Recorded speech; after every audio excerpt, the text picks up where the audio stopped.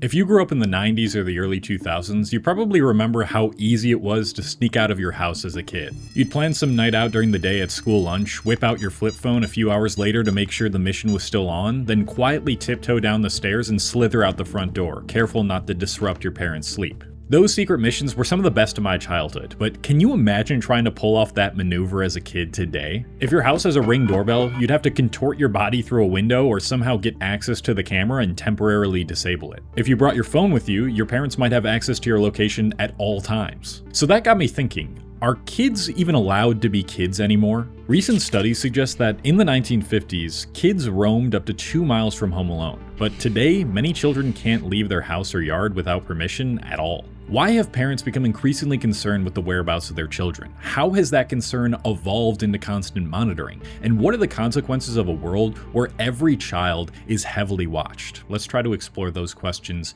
in this video.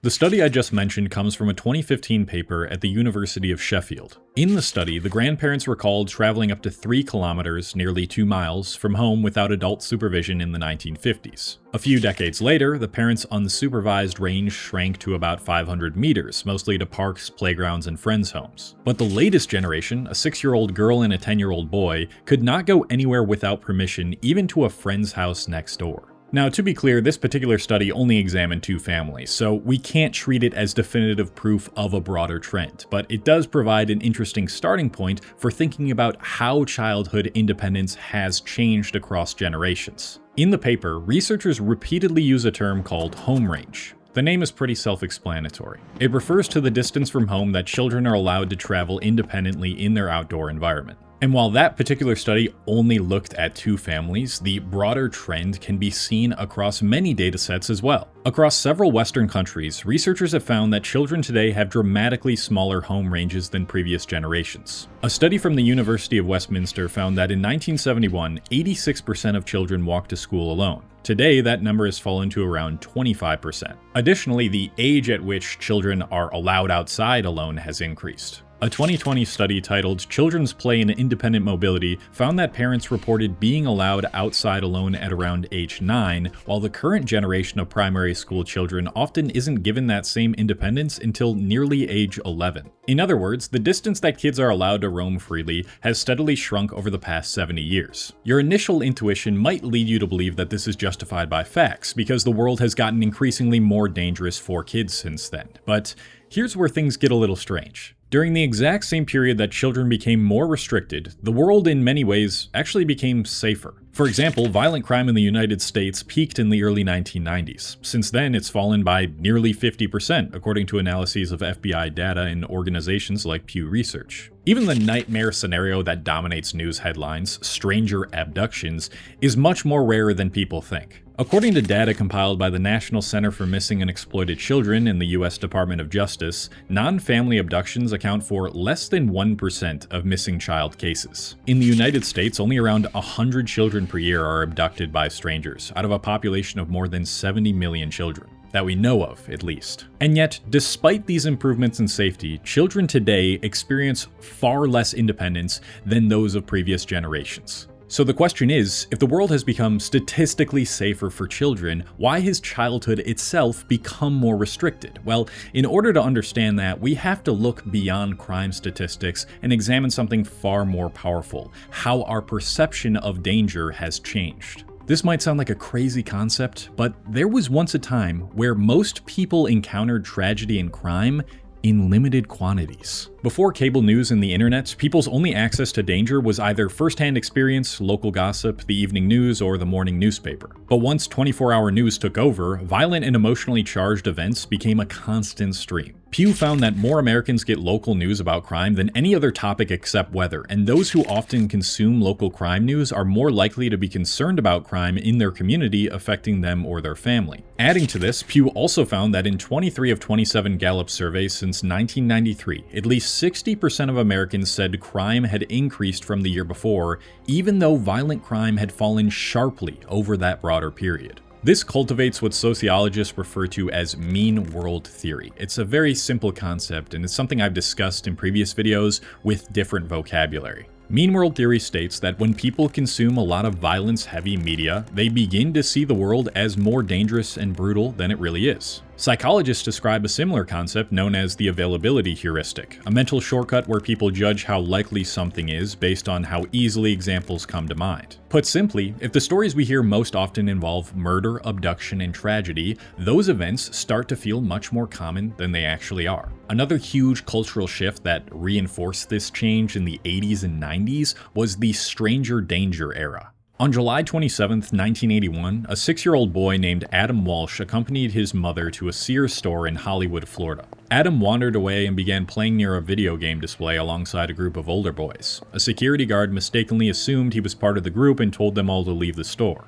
Adam never made it back to his mother, and 2 weeks later, partial remains of his body were discovered 120 miles away. In response to this tragedy, Adam's parents, John and Reeve Walsh, helped establish the National Center for Missing and Exploited Children and pushed for several new child protection laws. While these efforts greatly improved child safety, they also cemented a cultural fear that stranger abductions were much more common than they actually were. In reality, most child harm historically comes from people known to the family, not strangers. And now, social media has taken everything 24-hour news did and intensifies it to the nth degree. Frightening events are not only broadcast by every network you can think of, but are now clipped, captioned, reposted, pushed by algorithms, and discussed in local groups with ring footage, neighborhood alerts, and emotional commentary layered on top.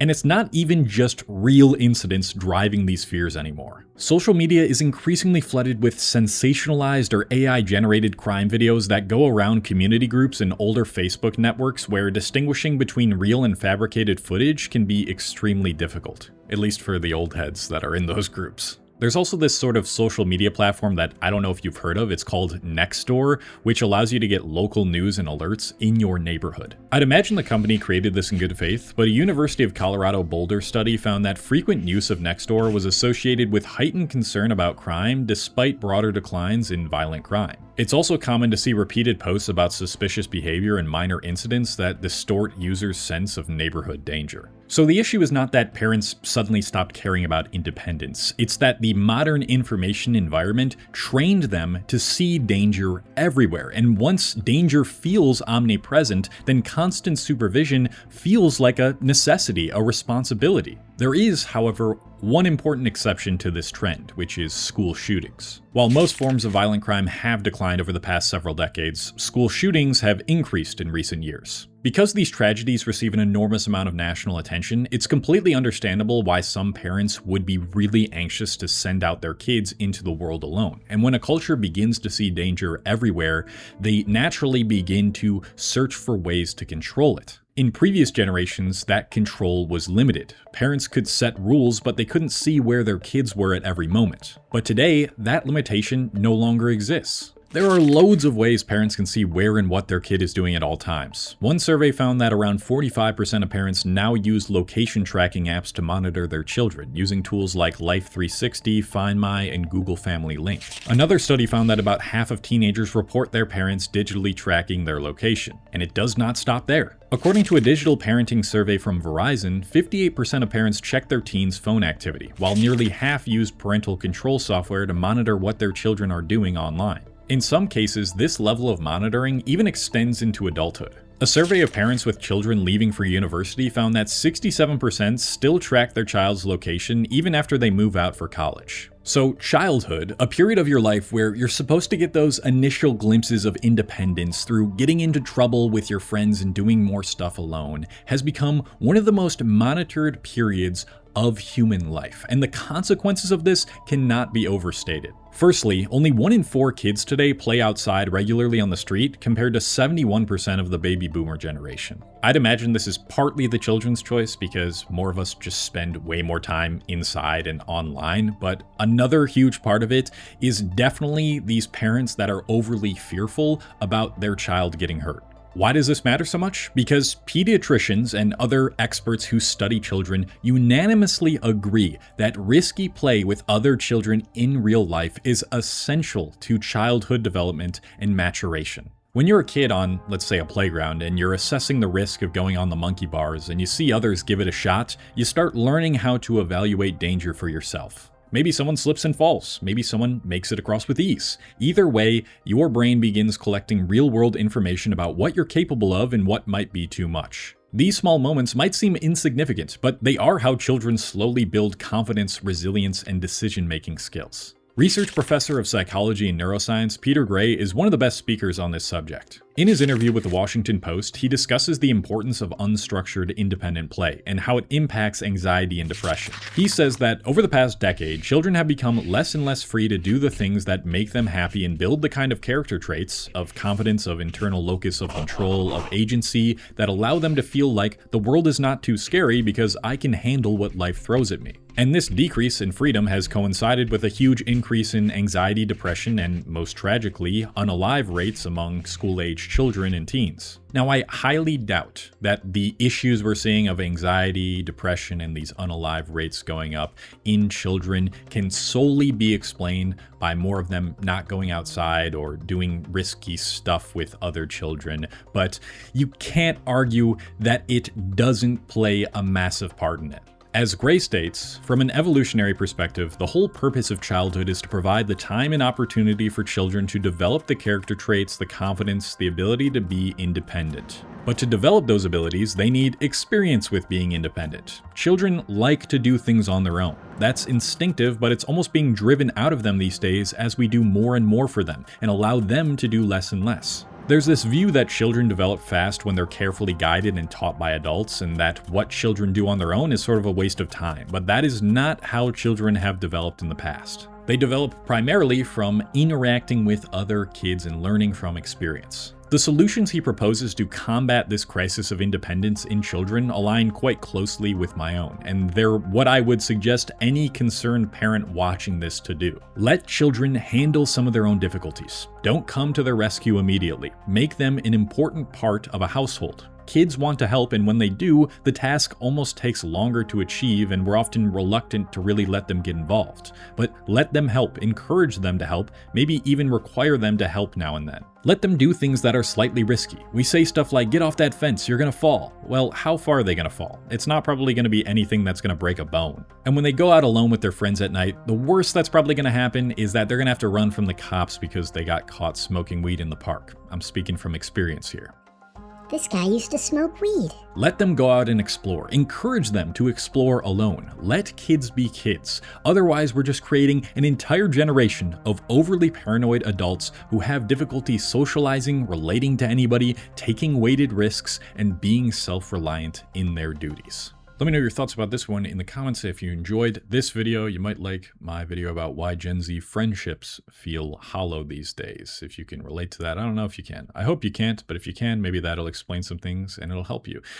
And I'm going. Goodbye.